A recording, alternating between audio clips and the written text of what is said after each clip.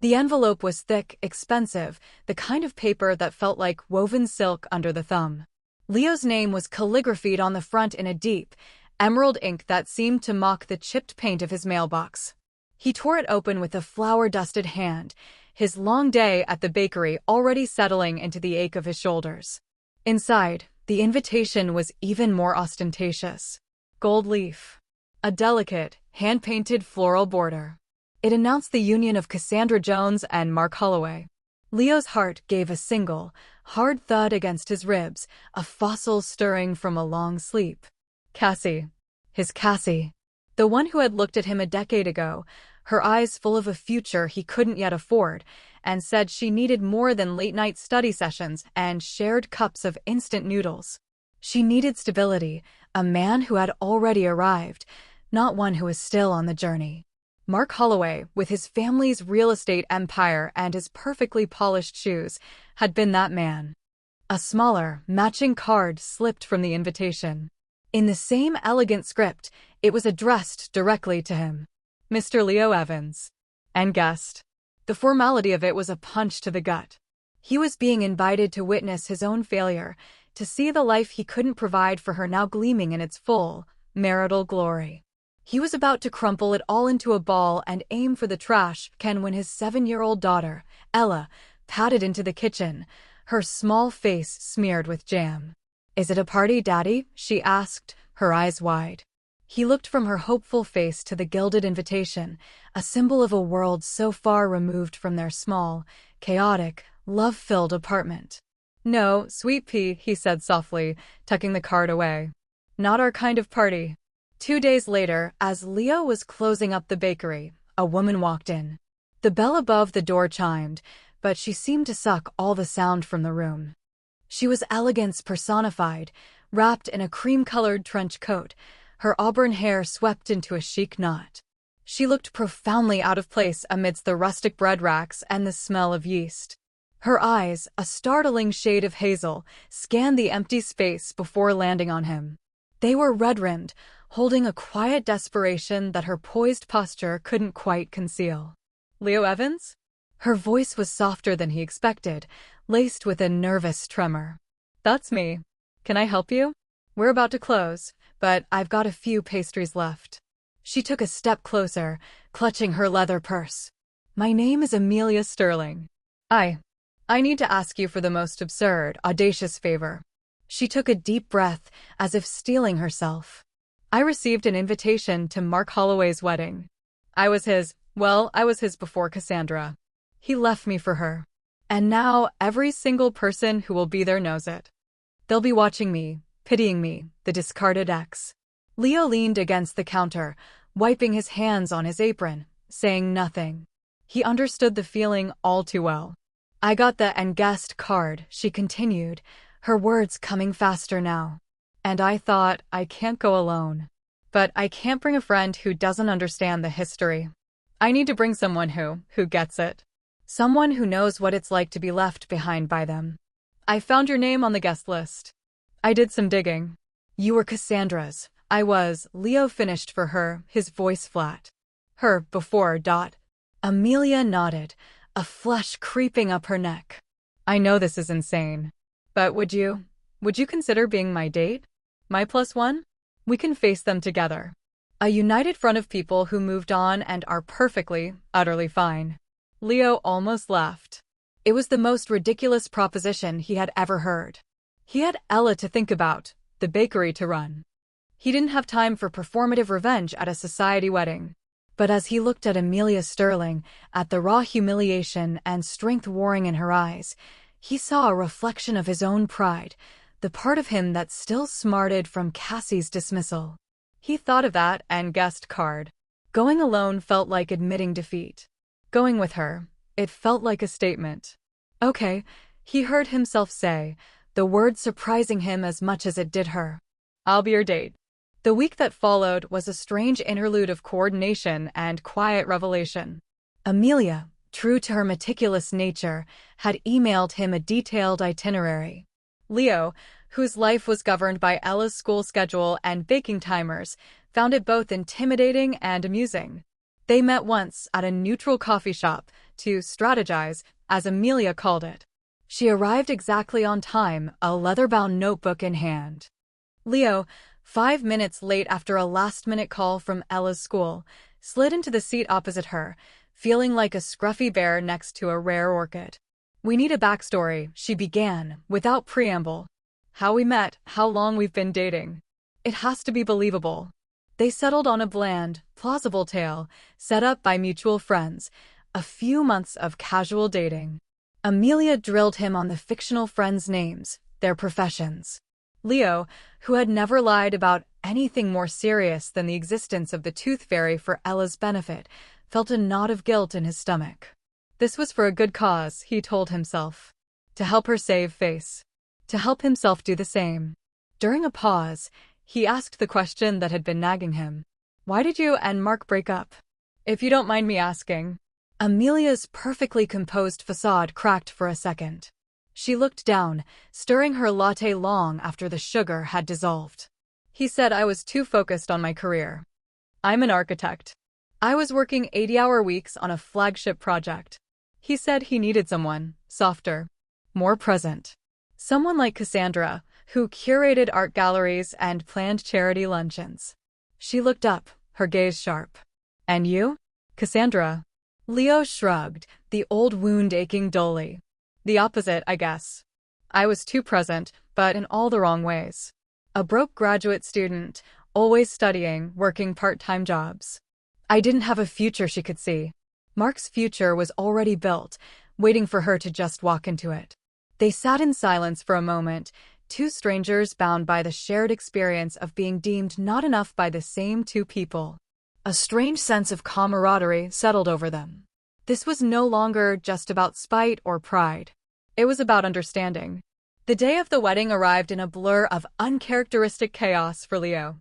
He'd arranged for Ella to have a sleepover at her best friend's house, promising her a full report on the fancy cake. He'd rented a tuxedo that felt stiff and alien on his frame, so used to soft cotton and flour-dusted aprons. Staring at himself in the mirror, he barely recognized the man looking back, the sharp jawline clean-shaven, the unruly dark hair tamed. For a fleeting moment, he saw the man Cassie had left, but older, wearier, the lines around his eyes etched by laughter with his daughter, not by the stress of a corporate ladder. When he picked up Amelia, she took his breath away. She wore a gown of deep midnight blue that seemed to drink the light, its simplicity a stark, elegant contrast to the opulence he knew awaited them. Her hair was down, falling in soft waves around her shoulders. She looked strong, beautiful, and utterly terrified. "You look," he started, fumbling for words far more refined than his usual vocabulary. "So do you," she said, offering a small, shaky smile. "Ready for the performance of a lifetime?" He offered her his arm. "As I'll ever be." The wedding was being held at the Holloway family estate, a sprawling manor house that looked like it belonged on the cover of a magazine. As they drove up the long, manicured driveway, lined with luxury cars, Leo's grip tightened on the steering wheel. This was Cassie's world. Shiny, perfect, and cold. They handed the keys to a valet and walked towards the sound of string quartet and clinking champagne flutes. Amelia's hand found his, her fingers icy cold. He gave them a gentle squeeze. The united front was ready. The doors opened, and they stepped into the lion's den. The reception hall was a symphony of calculated extravagance. Thousands of white roses dripped from crystal chandeliers, their scent thick and cloying. Every surface gleamed, from the polished marble floors to the gold-rimmed china. The guests were a sea of designer gowns and tailored tuxedos, their laughter a high, bright sound that seemed to bounce off the high ceilings without ever reaching genuine warmth. Leo felt Amelia's hand tighten on his arm as dozens of eyes turned their way. The scrutiny was palpable, a physical pressure. He could feel the whispers start, a susurrus of curiosity and judgment that followed them like a wave. "Is that Leo Evans? Cassandra's old fling? And who is he with? Amelia Sterling? Mark's ex? Good heavens."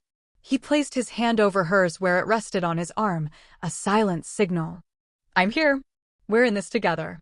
They were swept into the current of the crowd, accepting flutes of champagne they didn't drink. They played their parts perfectly, a well-rehearsed duo.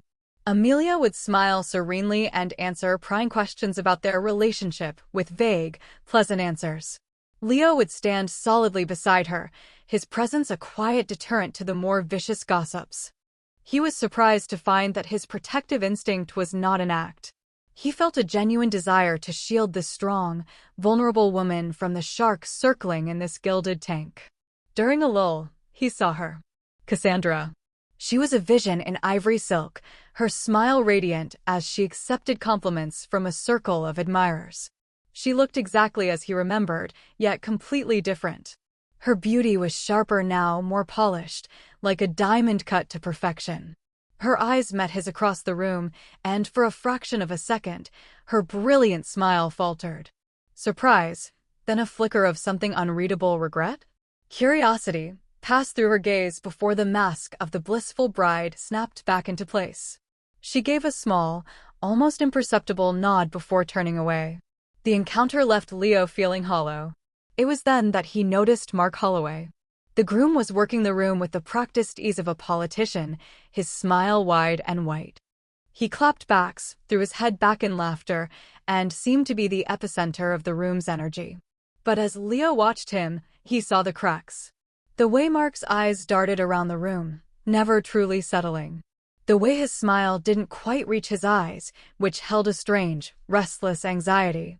He was performing even more intensely than they were. Leo guided Amelia towards a quieter corner near a grand fireplace. "You okay?" he murmured. "Just about," she whispered back. "He hasn't even looked at me. Not once. It's like I'm a ghost." As if summoned by her words, an older gentleman with kind eyes and a familiar tilt to his smile approached them. He clapped Leo gently on the shoulder. "Leo Evans? My goodness, it is you. I'm Robert Holloway, Mark's uncle. We met at a university fundraiser years ago. You were with Cassandra then. Top of your class, if I recall. Brilliant future in structural engineering." Leo shook his hand, surprised by the genuine warmth. "That's very kind of you to remember, sir." Of course, the older man boomed. "I was so sorry to hear you two didn't work out. Cassandra's a lovely girl, but you—" He leaned in conspiratorially, his breath smelling faintly of whiskey. "You were the one with the real substance." Mark now, he sighed, his gaze drifting towards his nephew, who was laughing a little too loudly at a joke. "He's all flash, that one. No foundation. Never could apply himself to anything for long. Always looking for the next easy win. Poor Cassandra. She thinks she's getting a crown, but it's just tinsel." He seemed to realize he'd said too much, patting Leo's arm again. But listen to me. An old man's ramblings. You look well, son. Truly." He wandered off, leaving a profound silence in his wake. Leo and Amelia exchanged a look. The carefully constructed narrative of Mark the successful and Cassie the lucky bride was showing its first, significant crack. The performance they had come to give suddenly felt less necessary. The truth, it seemed, was doing their work for them. The dinner was a protracted affair of 7 courses, each more delicate and intricate than the last. Leo and Amelia were seated at a table with a group of Mark's business associates and their wives, a crowd whose conversation revolved around stock portfolios, vacation homes, and the merits of various private clubs. Leo, who could talk for hours about sourdough starters and the best way to build a pillow fort, remained mostly silent, a quiet observer. Amelia, to her credit, held her own, her architectural knowledge allowing her to navigate conversations about design and property. Leo watched the head table. Cassie was the picture of grace, but her smiles towards Mark seemed increasingly strained, her laughter a beat too late. Mark, meanwhile, was drinking heavily, his bonhomie becoming more slurred and aggressive. He kept pulling Cassie closer, kissing her temple possessively, gestures that felt less like affection and more like marking his territory. Then came the toasts. The best man, a man with the same glossy sheen as Mark, gave a rambling speech full of inside jokes about frat parties and business deals that painted Mark as a daring, almost reckless charmer. It was followed by a toast from Cassie's father, who spoke of his daughter's happiness with a formality that suggested he was reading from a teleprompter. Finally, Mark stood up, swaying slightly, glass in hand. The room applauded. He grinned, a wide, loose smile that didn't reach his increasingly bloodshot eyes. "Thank you. Thank you, everyone," he began, his voice too loud for the microphone. "What a day, right? What a perfect, perfect day." He looked down at Cassie, who was staring up at him with a fixed, nervous smile. "My beautiful Cassie. I finally got you. Took some doing, but I always get what I want." A few uncomfortable chuckles rippled through the crowd. Amelia stiffened beside Leo. People said a lot of things," Mark continued, his tone turning vaguely belligerent. "They said I couldn't settle down. That I was too restless. That my previous relationships failed because I wasn't serious." His gaze swept the room and, for the first time that evening, landed directly on Amelia. He didn't look away. It was a cold, deliberate stare. Leo felt Amelia flinch as if struck. "But they didn't understand," Mark said, his words dripping with a venomous pride. "They were just practice. Warm-up acts. They weren't the right pedigree. Didn't have the polish. The family name. They were too ambitious or too ordinary." His eyes flicked to Leo for a split second, a look of pure, undisguised contempt. "They didn't fit the picture. But Cassie fits the picture perfectly." The room was deathly quiet. You could hear the clink of a server's spoon from the kitchen. Cassie's face had drained of all color. She was tugging subtly on Mark's jacket, trying to get him to sit down, her smile a rictus of horror. Mark seemed oblivious. He raised his glass higher. "So here's to getting exactly what you want. To the perfect wife, the perfect life, the perfect transaction." He drained his glass. The silence that followed was absolute, broken only by the sound of Cassie bursting into tears before she pushed her chair back and fled from the room. The perfect wedding had shattered into a million pieces, exposed as a hollow, miserable business deal for all to see. Chaos erupted. Guests stood up, talking in hushed, shocked tones. Mark, suddenly realizing what he'd done, stood frozen at the microphone, his face ashen. Leo didn't hesitate. He turned to Amelia. Her face was pale, her hands trembling in her lap. She wasn't looking at the chaos, she was staring at the tablecloth, her eyes seeing a different pain, a different humiliation from years ago, now cruelly validated in the most public way possible. "Let's get you out of here," Leo said, his voice firm and gentle. He helped her to her feet, shielding her from the staring eyes as he guided her through the stunned crowd, out of the gilded cage, and into the cool, merciful silence of the night. The valet brought the car around with excruciating slowness. They stood on the gravel driveway, the sounds of the disrupted wedding spilling out from the mansion behind them, raised, anxious voices, the frantic strains of the quartet starting up again in a failed attempt to restore normalcy. The night air was cool and clean, a stark contrast to the oppressive, perfumed warmth inside. Amelia was shaking. Leo shrugged off his tuxedo jacket and draped it over her shoulders. She pulled it tightly around herself, as if it were a shield. "I'm so sorry," she whispered, her voice thick with unshed tears. "I dragged you into that spectacle. You shouldn't have had to see that. You shouldn't have had to hear those things." "Stop," Leo said gently, turning her to face him. "You have nothing to apologize for. Nothing. He's the one who should be apologizing. To you. To her. To everyone." The car arrived. Leo helped her in and got into the driver's seat. For a long time, they just sat in the dark, the only sound the hum of the engine. The performance was over. The need for their carefully constructed facade had evaporated in the face of Mark's shocking revelation. "He called me practice," Amelia said, her voice small in the darkness. "All those years we were together. I thought we were building a life. I thought he loved my ambition. He said he did. But he was just waiting for a better option to come along. Someone with a more suitable background." She let out a shaky breath. "And he said it in front of everyone. He wanted to humiliate me. To prove his power." "He didn't humiliate you," Amelia, Leo said, his voice low and certain. He humiliated himself. He showed every single person in that room exactly who he is. A small, insecure man who measures people's worth by their pedigree and their bank statements. What he said about Cassie. She fits the picture. That's the most tragic thing I've ever heard. He started the car and drove away from the estate, leaving the world of hollow pictures and perfect transactions behind. He didn't drive towards her sleek downtown apartment. Instead, he found himself heading towards the quieter, tree-lined streets of his own neighborhood. "Where are we going?" Amelia asked, not with alarm, but with exhaustion. "My place," he said. "It's not much, but it's quiet. And I make a halfway decent cup of tea. You shouldn't be alone right now." He led her up the stairs to his apartment. It was the antithesis of the wedding venue, comfortably cluttered with Ella's toys and drawings, the smell of baked goods still lingering in the air, books stacked on every surface. It was a home, lived in and loved in. Amelia stood in the middle of the living room, taking it in. Her eyes fell on a framed photo on the mantelpiece, Leo, younger, with a tired but happy smile, holding a newborn Ella swaddled in a blanket. Her expression softened. Leo busied himself in the kitchen, making tea. When he returned, he found her sitting on the sofa, his jacket still around her shoulders, looking small and lost. He handed her a mug.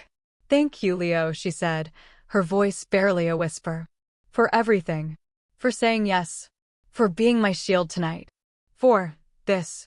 She gestured around the room. "For bringing me to a place that feels real." They talked then, not as performers with a script, but as two people who had shared a profoundly strange and revealing experience. The pretense was gone. He told her about Cassie leaving, about the shock of becoming a single father, about pouring every ounce of his passion into the bakery to build a stable life for his daughter.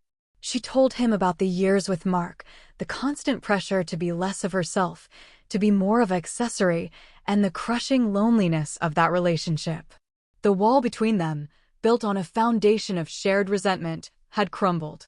In its place was something new, something fragile and understanding. They had both been measured by the same shallow ruler and found wanting. But sitting in his warm, messy apartment, they both knew, without saying it, that the ruler had been broken all along. As the first light of dawn began to paint the sky, Amelia finally fell asleep on the sofa, curled up under a crocheted blanket Ella had made. Leo sat in an armchair, watching her sleep, her elegant features finally relaxed.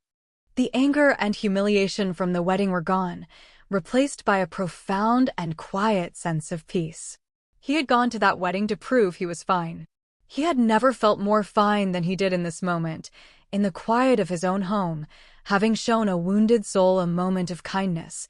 The smell of baking cinnamon and brewing coffee woke Amelia. For a moment, she was disoriented, surrounded by the unfamiliar yet comforting scents and the soft light of a new day filtering through windows adorned with child's drawings. Then the memory of the previous night washed over her, the humiliation, the shock, and the unexpected sanctuary she'd found here. She followed the sounds to the kitchen. Leo stood at the counter, his back to her, wearing a simple t-shirt and jeans, his apron tied around his waist. He was carefully piping frosting onto a batch of still-warm cinnamon rolls. Ella, a miniature version of him with wild curls and flour on her nose, was perched on a stool, diligently adding rainbow sprinkles to a separate batch of cupcakes with intense concentration. It was a scene of such pure, domestic contentment that Amelia's breath caught in her throat. This was real. This was a life built on love and flour and small, beautiful moments. It was the exact opposite of the cold, glittering performance they had witnessed last night. Ella noticed her first. "You're awake," she declared with a gap-toothed smile. "Daddy's making his famous rolls. They're the best in the whole world." Leo turned, and his smile was warm, easy, and utterly genuine. It reached his eyes, crinkling the corners. "Morning. Sleep okay?" "Surprisingly well," Amelia said, and she meant it. The world-ending shame she had expected to feel this morning was absent. In its place was a strange sense of liberation. They ate breakfast at the small, sun-drenched kitchen table, surrounded by the evidence of Leo's craft. Ella chattered away about school and her friends, and Leo listened with rapt attention, making her laugh with silly